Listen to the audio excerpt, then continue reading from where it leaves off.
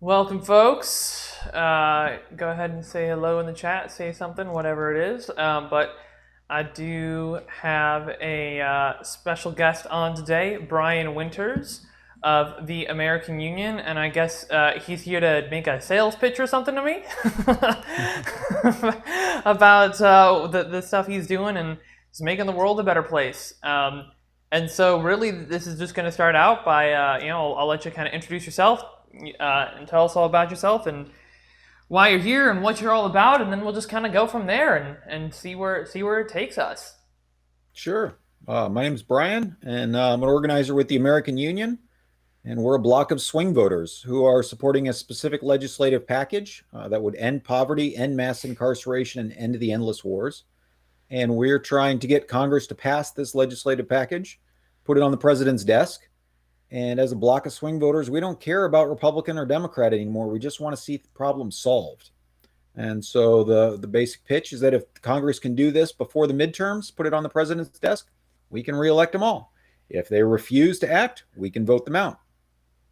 This is not a third party because third parties don't work. You need for a third party to work, you need like 40% of the vote.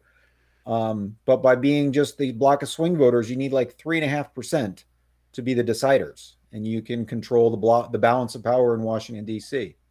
So by focusing on not on getting ourselves elected, but only focusing on our solutions, we hope to leverage our votes and win us all a better social contract in 2022. Yeah, I do remember now. I did take a look at your website the other day. I remember now, and in concept like that makes sense, right? It's about like it's building a coalition of this very key base of voters, and that's really crucial. And I do like that it is solutions focused and not party focused. It's not about the tribalism. It's not about assuming. I mean, this is the thing. Is like there's a lot of rhetoric around like, well, it is about the solutions for me, but the Republicans are just so blah blah blah, or the Democrats are just so blah blah blah, and it's like, no, no, no. It's the elite politicians who are making our lives worse. That's really what's going on here. But you're identifying like this thing of like, look, we don't have to get 40%. We can just get this key demographic, and if you can get them unionized, you can wield a lot of power. And I think that makes a lot of sense. But tell us more about this legislative package. Sure. Well, let me agree with you. Start by agreeing with you that yeah, it is a small number of voters who make a difference. I was organizing in Georgia during the Senate runoffs, and the Republicans and Democrats and the special interest groups, they spent $800 million over 8 weeks. Like there is no way we can ever outspend the entrenched interests. But at the end of the day, it was 30,000 people who decided the outcome and who controlled the balance of power in Washington, D.C. If 30,000 people had voted the other way, the Republicans would still have control of the Senate. And How many so rather people? than try and go ahead, How many people voted in the Georgia runoff? 4 point something million, I forget the exact number. So it was 0.5%. It could have changed the outcome. And so by focusing on being the deciders, being the people in the middle that are committed to solutions instead of seeing one party over the other, we want to be the calmer heads that rise above this whole political arguments that are so terrible for our country. They try and make us hate each other, and it's not good. So so we have a specific legislative package that will end poverty, end mass incarceration, end the endless wars. And it ends poverty with universal basic income, which I understand you're a fan of, because it solves so many problems. Um, People are capable. Let's just make sure that they have the resources to solve their problems. So UBI, it has a public option for health insurance in it. Healthcare is broken. Let's start by decoupling employment and insurance. Joe Biden already promised this to us. He said if he got elected, there'd be a public option. So let's hold him to that. So we want to put a public option on his desk. And the way that this is structured, there's the U.S. Treasury would open digital bank accounts for every American. So we can bring in all the tens of millions of people who are unbanked bring them into the banking system, and then fund their accounts that way. It includes postal banking, so that everyone has access to these services. If you're paranoid about a digital bank account tracking you, you can just go right to the post office, withdraw your $300 in cash every week, and go spend it anonymously. It's up to you. But so that's how we end poverty. Ending mass incarceration has a lot of police and prison reforms in the package. It includes ending the federal war on drugs, so free states to let them decide their own policies, but get the federal government out of it, and except have the FDA regulate it. So with so we know you have quality control and things like that. And then it puts a 12% retail sales tax on the sale of recreational drugs, and uses that in part to fund treatment for anybody who wants it. Police and prison reforms, all sorts of good stuff in there. Banning chokeholds, civil asset forfeiture, ending that. Wait, what was it? You said, oh, civil asset forfeiture. Okay. Yes, ending civil asset forfeiture. Let me just read off the card. Reducing the use of cash bail, stop sending surplus military equipment to the streets, ending no-knock warrants, retraining law enforcement not to use excessive force, and require them to intervene if they see another officer using excessive force. Emphasize they have a duty to stop that. Reforming qualified immunity, repealing mandatory minimums, so repeal every single federal mandatory minimum, and universal suffrage, restoring the right to vote for Americans, all Americans. And then the last part of the package is ending the endless wars. So we would repeal the authorizations for military force and bring our troops home, close some of our 800 foreign military bases, cut our nuclear stockpile in half. Right now, Sass, we've got enough nuclear weapons to turn the planet into a crisp 5 times over. So if we got rid of half of them, we could still nuke the planet 2.5 times over. That ought to be sufficient. Closing Guantanamo Bay, ending the purchase of landmines, stop using those, restrict the use of sanctions, again, economic sanctions against civilian populations. Tens of thousands of people around the world are dying because of the economic sanctions that have been put in place. And it's time for more humanity forward message of trying to work with people instead of coerce them into submission. So we wrap this all up into one legislative package, and that lots of people will like lots of the things in there. Nobody's supposed to like everything in it. There's compromises, and unionizes voters. So when 3.5% of Americans say, yes, we want this put on the president's desk, Congress will have to listen to us and have to act or risk losing their jobs. And why wouldn't they want to end poverty, end mass incarceration, and end the endless wars? Like, they would be the most popular Congress that we'd had in decades and decades. This would be a win-win for everyone. So I've got your bullet points pulled up here, and some of the details are a little bit different, but most of this stuff I actually have on my website now. And then a couple of things that I have said before that I am in favor of or that I support. And then there's a couple of things too that I hadn't really thought about. I like the thing about requiring police to intervene if they see other police using excessive force. I like that. The economic sanctions, that was a good point. I hadn't thought about it from that perspective, but I have talked about wealthy countries need to incentivize peace, use a lot more carrot, a lot less stick.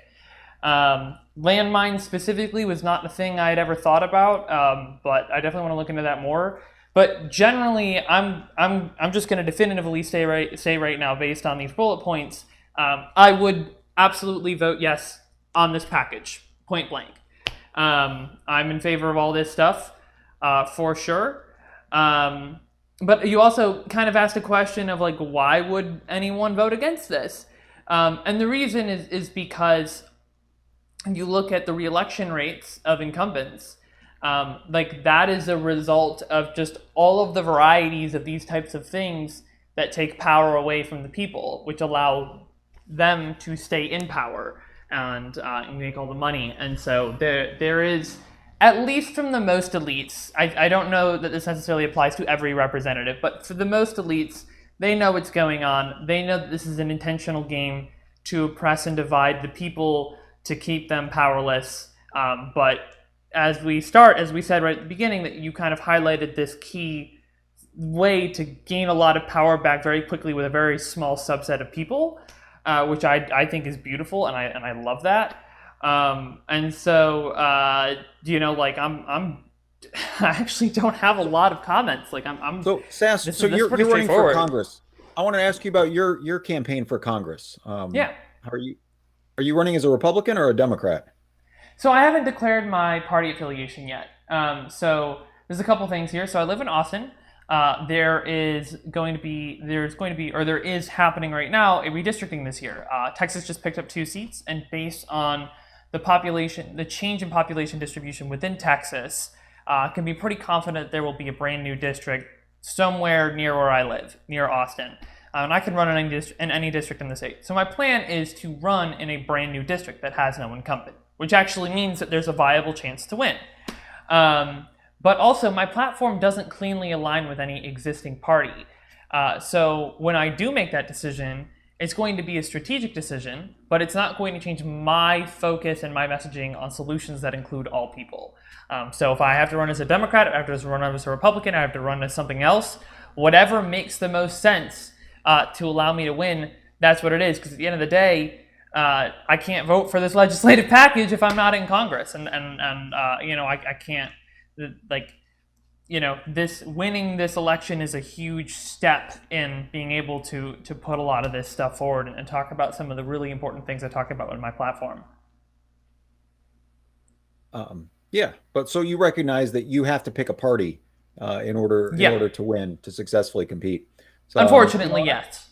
yeah, well, it is unfortunate. I tried working with the Libertarian Party 20 years ago for a while, and realized that wasn't gonna go anywhere. And so I switched over to Team Democrat in 2006 at the height of the Iraq War, and ran for state representative and served 3 terms in the New Hampshire legislature. And it was really it was a good experience. I got to hear some new perspectives and meet a lot of interesting people, especially in New Hampshire, because the presidential candidates are always coming up to try and earn votes. But being there in the thick of the legislative process, I really realized how the system is broken. And one of the ways that things do get done is they all get lumped together into one big package, and then the members are told, "Hey, you've got to vote for this whole package. It's a take it or leave it offer." We saw something similar last December.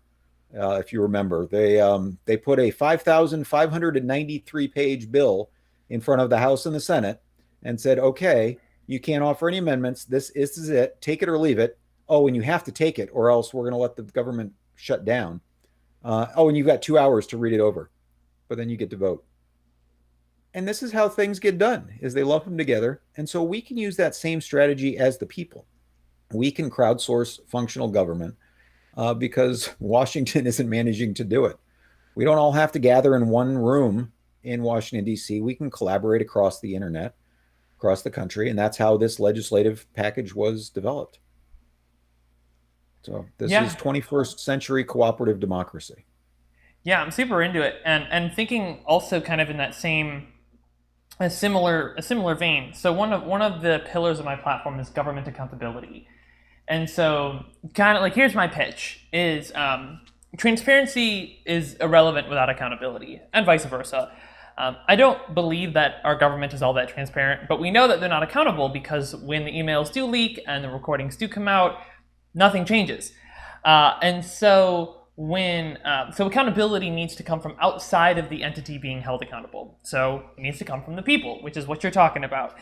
And kind of my idea, or what I'm working on, is building a public platform, almost like a social media, where constituents in my district can log on, verify their residency. They can talk about local politics, they can get connected on all sorts of important issues and stuff, but the main feature is that every time I vote on a piece of legislation, they'll be able to approve or disapprove of my vote on that piece of legislation. So they'll be able to see the legislation, kind of a summary of it, some education about it, why I voted the way I voted, but then I will have a public scorecard of how representative I am of my district. And the really cool part is like this is going to be open source. So once we work out the bugs and kinks on me, this can be applied to every representative in the country without their consent. And we can leverage all sorts of other cool things like proxy voting to allow people to choose to allow someone else to vote on their behalf on certain topics. So not everybody has to be fully informed on every single issue. And that helps us to scale it. But this can also be used not just for legislatures' votes, but also just like topics of interest or specific bills that are upcoming, or like things that legislators do, right? If your senator flies to Cancun in the middle of a freeze, you can petition to have a vote for everybody to say what's the approval rating on this action that the senator took. And then what's even better is we can then combine that with like traditional polling data, right? Phone calls, text messages, door knocks, email, literature in the mail, whatever. And we can gather all that data together, and then that empowers representatives who are in Congress or whatever legislature, to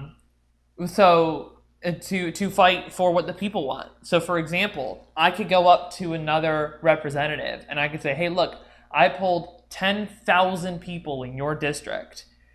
Of that, 6,000 said they voted for you, and 70% of them support my universal basic income bill. Of the 4,000 who voted against you, 80% said they support my universal basic income bill. If you co-sponsor my bill, I will tell all of them for you for free." And so then this is kind of a 21st century hack to get around the gridlock in Congress. Instead of bribing representatives with dollars, I'll be instead bribing them with votes. Yeah, because at the end of the day, many of them do need our votes to win. Not all of them. And so one of the advantages of the American Union model is that it's one legislative package for every single race, all 435 congressional districts. Every single candidate gets the same take or to leave it offer.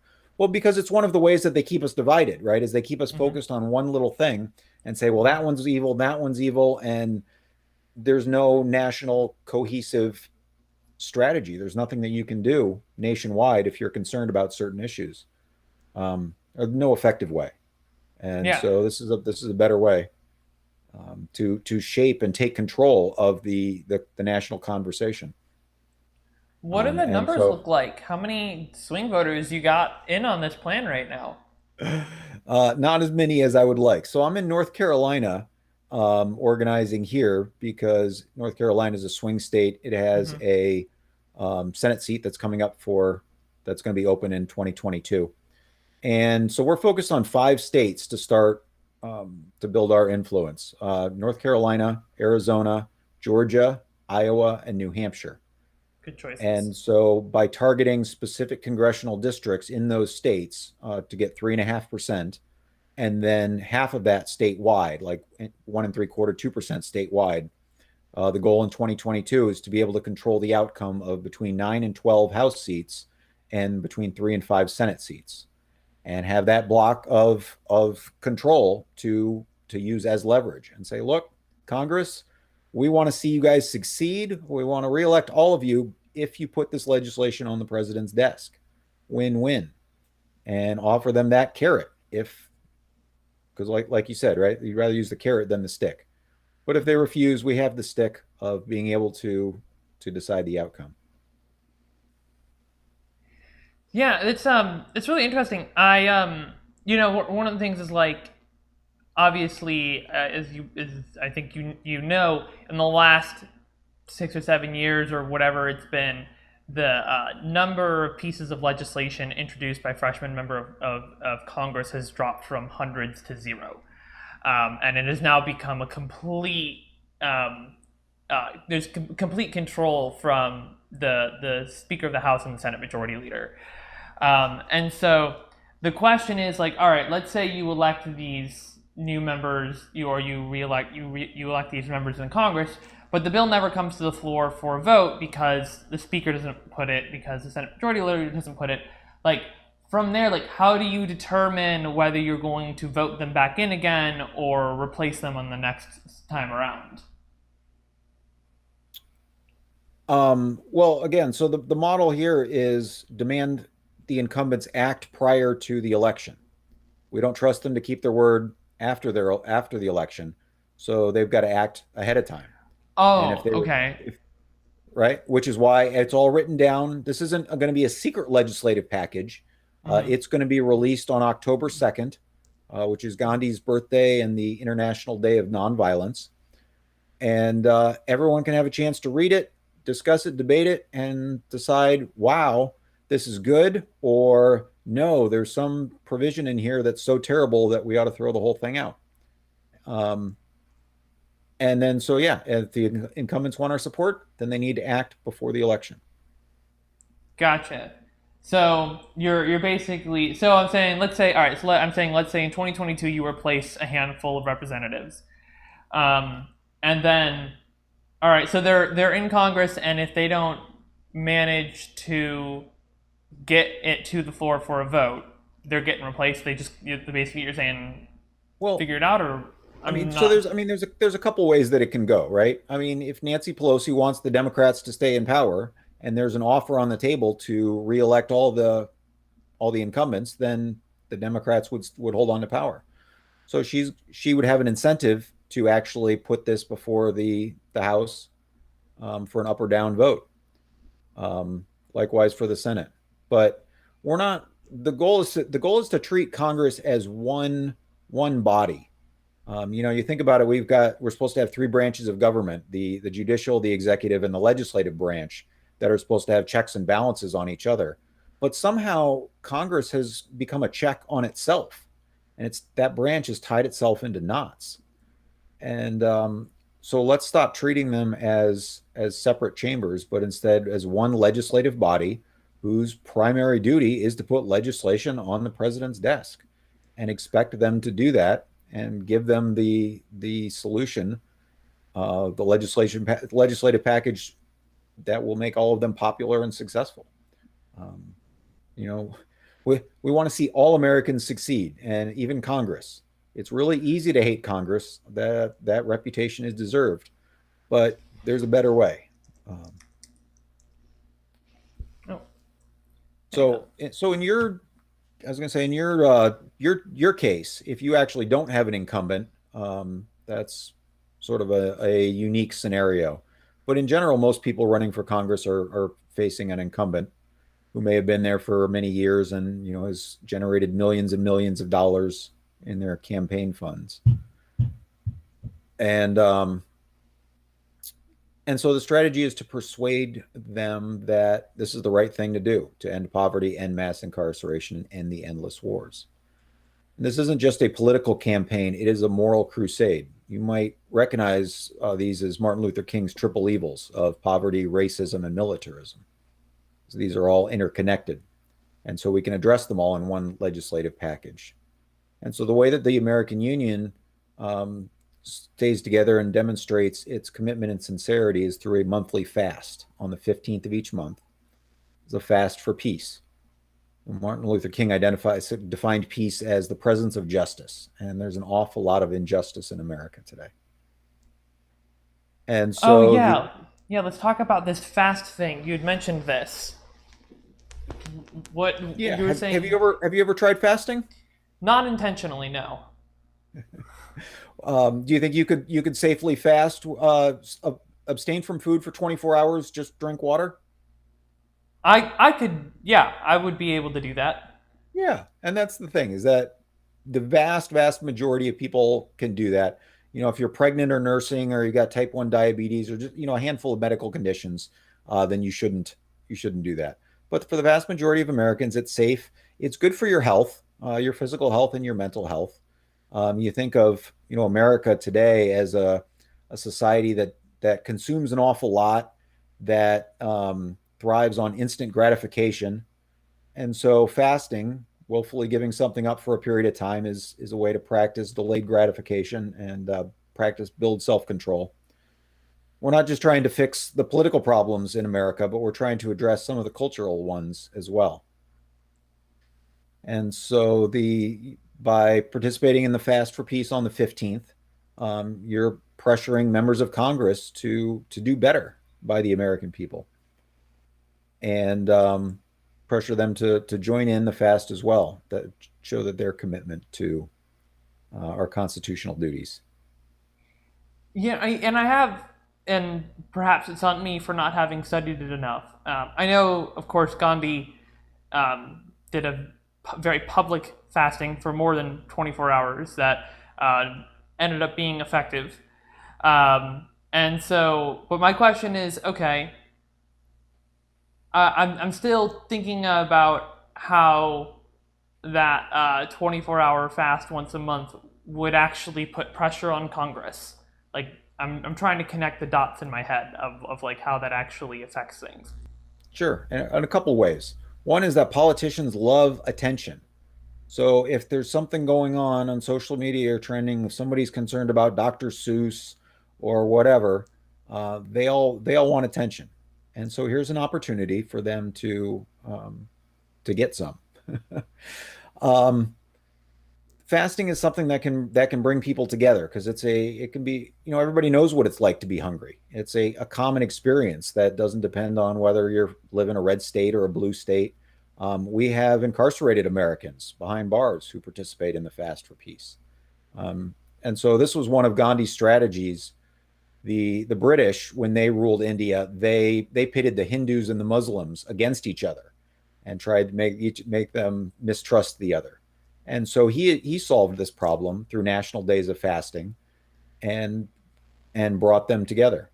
Um, I'm sure he didn't learn it from American history, but Thomas Jefferson, George Washington, Abraham Lincoln all used national days of fasting as well, to try and bring Americans together. That's so interesting. Yeah, I see where you're coming from now about like the communal aspect of it. That's really interesting. Um, Because we're so fractured as a nation. People, they intentionally try and keep us divided. So we can refuse to play that game and instead, demonstrate that we want to work together to solve these problems so that our kids don't inherit them. yeah, Um, definitely. I mean, and division is certainly a thing I talk about a lot. This is very much a different approach that I might be down to promote, because I think that that's I mean, if you can get a critical mass on that, I think that that could be really interesting. I think that maybe that could start to make a difference. I talk about some legislative things. I talk about like the mechanics and incentives and profit-driven media, and how fairness doctrine has disappeared, and news and opinion have merged and become one, and the disappearance of independent journalism, and we can have journalism vouchers. But I've also talked about like demonstrating conversations with people who disagree with me, just to show people how to have those conversations again, because we've forgotten. Um, and kind of, and how it also ties in with some of my other platforms about like, okay, the algorithm on that government accountability platform, and the kind of content that you'll see, because it'll be funded by donations, not by profit, as well as our voting method, our choose one voting, reinforces tribalism, whereas and polarization, whereas we could have voting methods that build consensus instead.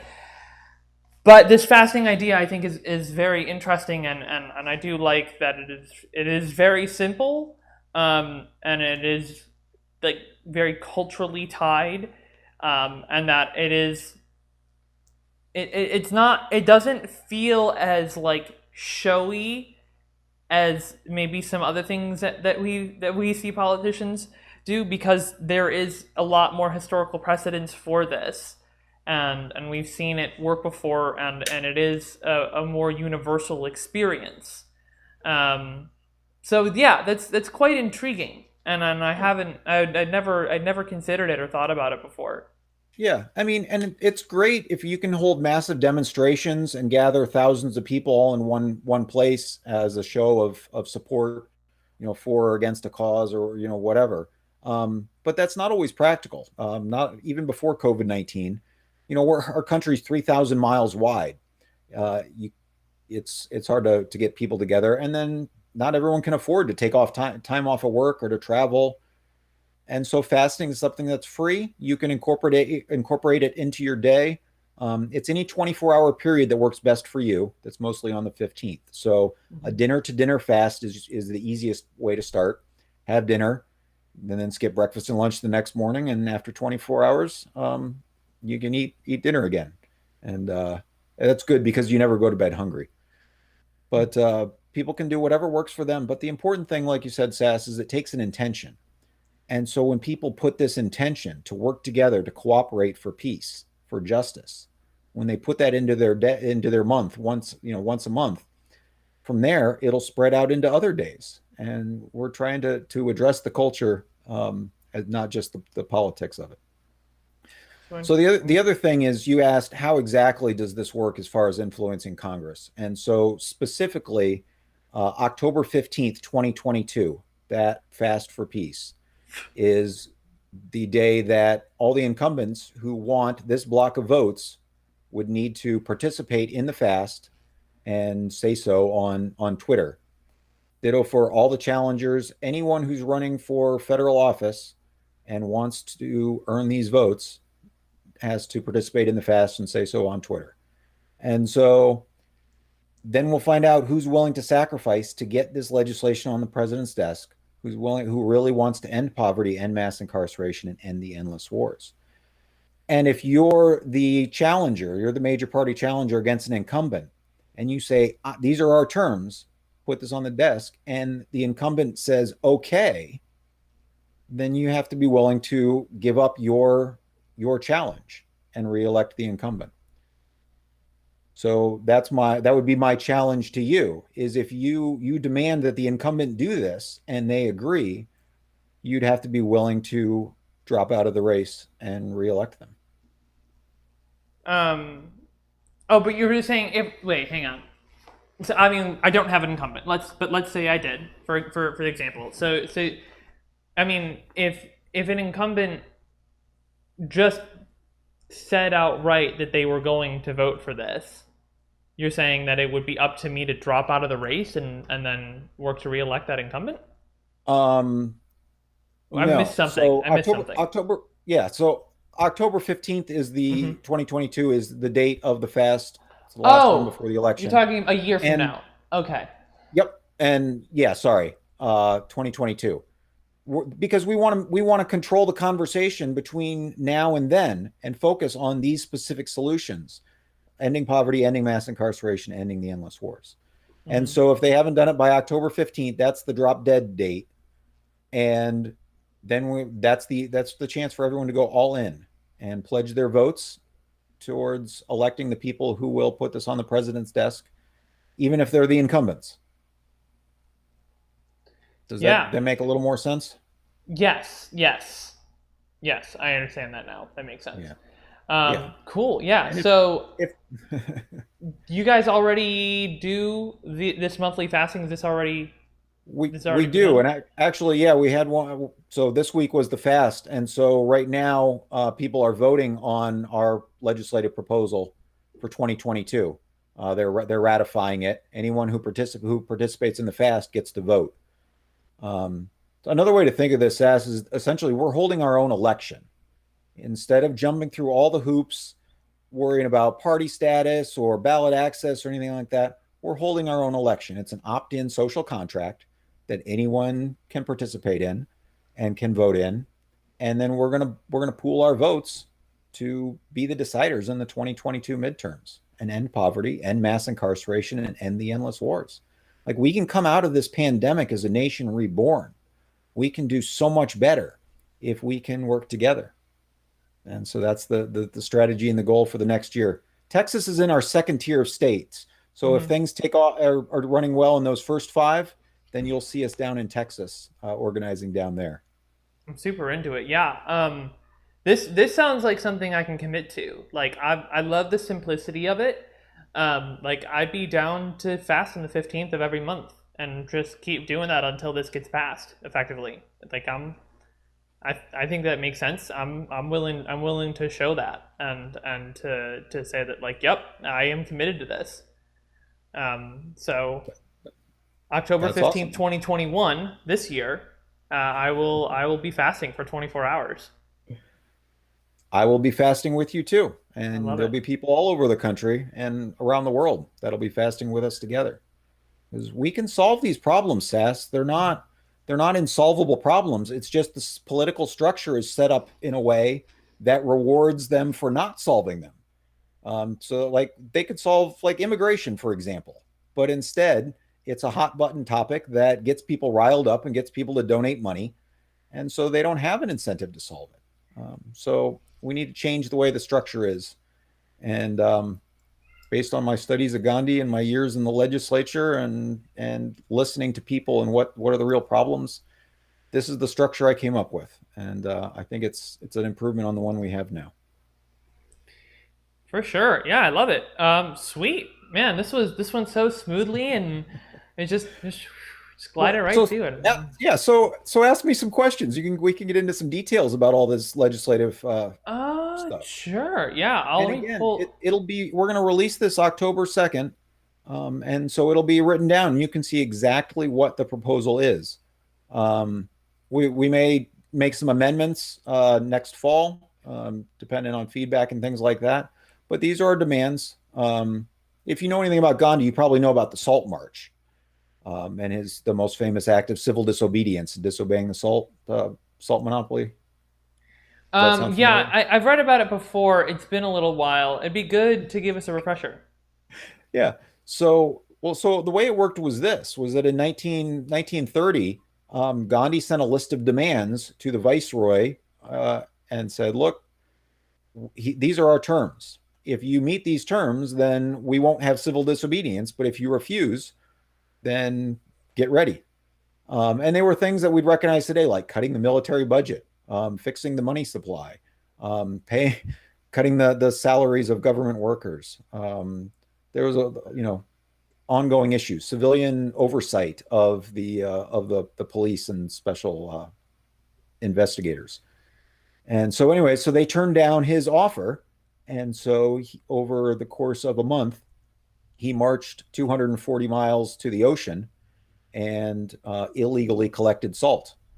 And when he set off walking, he had 78 people with him. But as he walked and he spread his message of cooperation, of peace and truth and nonviolence, more and more people joined him. And so when they got to the ocean, there's thousands and thousands of people all committed to civil disobedience. And so over the next month, like so many tens of thousands of people broke the law that they clogged the jails. And eventually the British had to negotiate to end civil disobedience because they just couldn't take it anymore.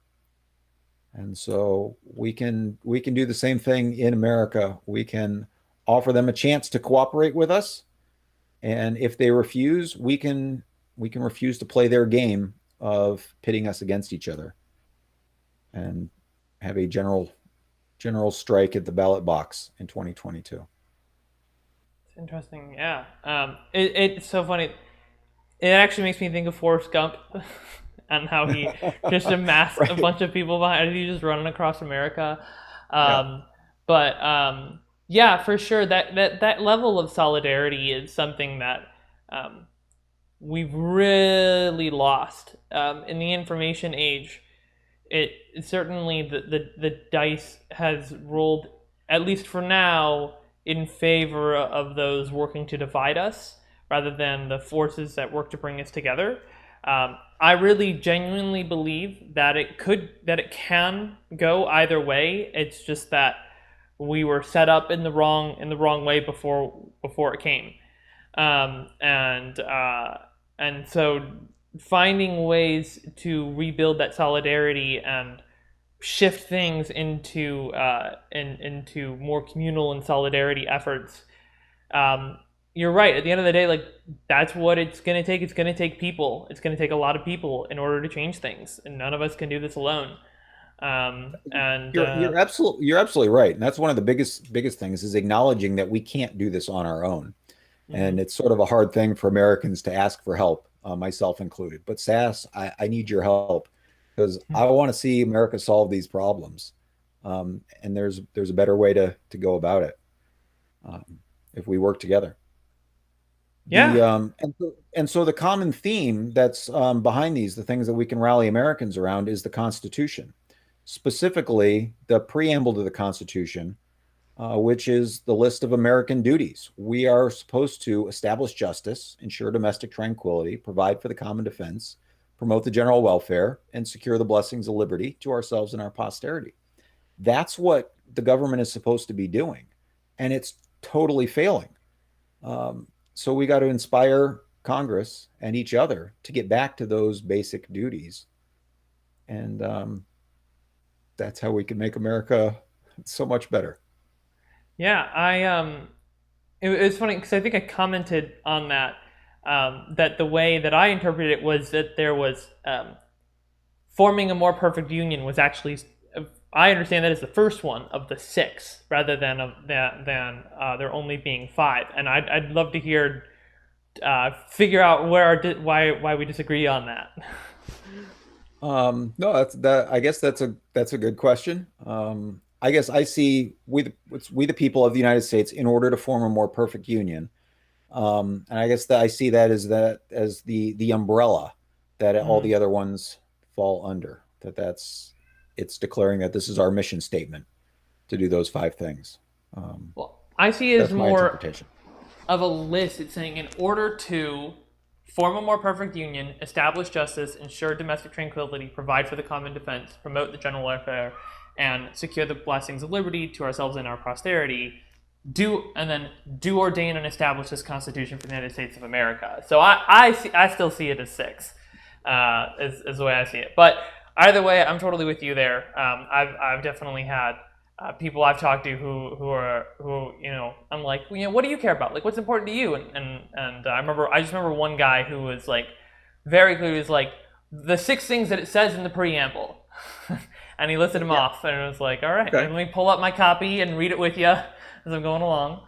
Yeah. But That's yeah, what we're supposed to be doing. So, and well, I like having established justice as being the first duty. I think I that's a actually good, like good Form a place. More Perfect Union as being the first one, because establish like. Let me ask you this: how do you define justice? Um, yeah, I think you should have brought this up last week I with your know guest. that would And have been perfect. what is justice? No, Sass, that's a great question. I guess I would say I guess justice is the situation where everybody is I don't know. Man, this is a good one. I don't know. What's your definition of justice? Well, let me first give this kind of non-answer, which is I think in the U.S. right now, justice tends to be very reactive, whereas I think justice should be more proactive. As I don't want to say preventing injustice because that's very circular, but Yeah. So justice is when the most people agree that the situation is resolved and not out of balance. Uh, yeah, but again, it's this thing of like I think for a lot of people in the U.S., the term justice, can feel very punitive in some cases, and that's not what want the focus to be. Um, I think justice makes me think more about like proactive equity or proactive equality, um, and let me because I just want to make sure I'm not like overlapping too much with any other ones. I'm just looking at them here. Yeah, establishing justice. Yeah, I think the word establish in that context is trying to make it. I would read that as trying to make it proactive of like I we agree. are trying to prevent the things that create inequity or create inequality maybe. Yeah, Yeah. prevent the things, that create inequality. That's what I would think about. But forming a more perfect union, I like that as the first one because like unity is a very important part of my campaign and the way that I think about this, and I think it's a very important part of what you guys are doing, of like this solidarity and this unity around the solutions and the people rather than the party and the politics. Um, and so I think trying to form a more perfect union, like it's recognizing that it's never going to be perfect, but we are trying to form something that is more perfect. Absolutely. I like that. So No, it's we're you're trying absolutely to, right. That's a great point, is that, we're never going to be perfect, but to always strive to be better, always try and Mhm. improve. And so, this legislative package certainly doesn't solve all of America's problems, but it'll be a big step forward and give us a foundation to address more of them down the road if need be. Although personally, I'd love it if Congress like just became functional and said, "Okay, we're going to snap your start solving these fingers and problems on our own." Now that you've shown us, you kind of put us, made us look bad by solving them yourselves. They'd have to step up their game. I would yeah, love that's to, I'd love to retire from politics and just like have government be functional. yeah, that's kind of what a lot of my platform is about. Is like, all right, why is the government not functional right now? Well, it's because of the incentives and the systems that are in place that are that lead to the government acting against the interests of the people. And so trying to fix those mechanics, those mechanisms that are broken, um, and to realign the actions of the government with the needs and desires of the people. Because yeah, that is like, once we have once things are working, I don't want to say hands off, because it's very easy to just kind of like, you don't want everybody to just become inactive, because then darker powers can take over. Like, people need to keep their diligence up, but certainly if you have the better mechanisms in place, that will help to prevent further atrocities. And there are people who've argued that it goes in waves, that it's this kind of circular motion of like going from a kind of like prim and proper to like corruption begins, and then there's or no, and then I'm sorry, then there's like rebellion against that, and then I'm trying to remember like the order of all of them. There's like a rebellion against that, and then things start to fall apart, and then there's a solidarity and people come back together, and then they establish more rules again, and everything becomes more straightforward, and it goes in this kind of cyclical motion. I don't know that I necessarily agree with that, or that it is applies as clearly in the information age, but I know that there are some people who argue that is just like been the cycle of society and civil society since democracy started. So I think there's a lot of interesting conversation to have around that. But Yeah, sweet. Well, did absolutely. you have anything else you wanted to talk about, or? I just encourage people to visit the website anamericanunion.com for more information. Sign Yeah, up for our free email newsletter, and we'll remind you about the fast coming up each month, as well as keep you informed about opportunities to volunteer to help out. And you can always make a donation to our super PAC. We always need funding. let me put that in all of the And platforms. yeah, and October 15th, Sass, is a Friday, so you'll be fasting on as part of your live stream. Fasting, fasting on stream. Hell yeah. Let us know how it's going. I totally will. That's a good point. Yeah, yeah. So I'll definitely sign up so I can get that reminder for sure. And if you don't see me say something on social media, bug me about it. Get on my case. This is something I talk about all the time. It's like, you got to stay on me. Especially once I go to DC. I'm only human. I mean, the lobbyists, man, they get in your brain, and like, it's like I need people to stay. If you see me slipping, call me out on it. Keep me accountable. That's so Yeah. important. Well, Again, can't do this alone. no. Hey, Sass, I hope you make it. I mean, I can tell you it's hard. The New Hampshire legislature has 400 representatives, so Oh, it's a big body. and what's the You population of that can't. state? Well, about 1.4 million. So it's about one Oh, representative for every 3,500 people. I that's served in a 8-seat district, um, but um, but I can tell you it's hard. Like I had the best intentions. I was in my 20s, And I was like, yeah, I'm going to read every single bill before I vote on it. I'm going to understand exactly what everything does. That lasted one session day. Yeah. Then I realized, nope, I can't possibly read and understand everything I'm voting on. You have to trust the committee system, and trust that people will specialize in their own section of the law, and that they'll make sure all the the I's are dotted and T's are crossed. I will say for sure, one of the things that I want to build into my platform or have get together when I'm in Congress is to have an AI system built to decode and summarize the legislation. It is intentionally written so cryptically, particularly at the federal level. That's where it's really bad. And I will say, like, I've been looking through different pieces of legislation. Like they just put out the Freedom to Act bill. I was looking through that today, and I very much go through the contents and like find the parts that like I want, that like I know I have some expertise on. I want to look over and check out the specifics of how. So like there was a thing about gerrymandering, and like the mechanics of it aren't done like the best, but it's an improvement. But it's like, so I know where you're coming from. Like I haven't been in legislature, but like I know that is, it's too much for a single person.